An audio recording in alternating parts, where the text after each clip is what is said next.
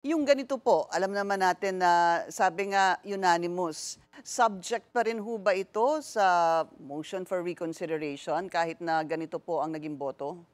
Well, that is a remedy given under the law. They can always file it. Pero given the fact na unanimous yung 13, wala na yan, malabo na yan. Sundin na lang ho natin kasi maliwanag naman talaga ang saligang batas. Alam po ninyo, kung kayo'y objective, talaga naman masyadong klarong-klaro na lumabag sila sa saligang batas. Masyadong maliwanag yung sinasabi ng Korte Suprema. Yung pag merong isang pag nag-file ka ng impeachment complaint, kailangan ilagay mo na kaagad sa order of business. Hindi nila sinunod, wala silang sinunod eh.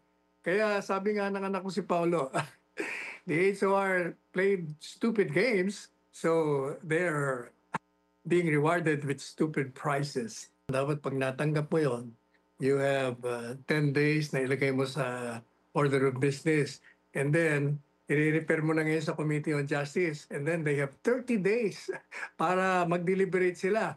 Tapos maglalabas sila ng resolution. Itatapon mo sa plenary and they will decide. And even doon sa tinatawag na more than one-third, kailangan pa rin na merong kasi resolution na nakalagay doon eh.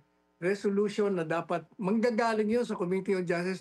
Lahat yun nilabag talaga nila eh. Talagang lantaran ng paglabag.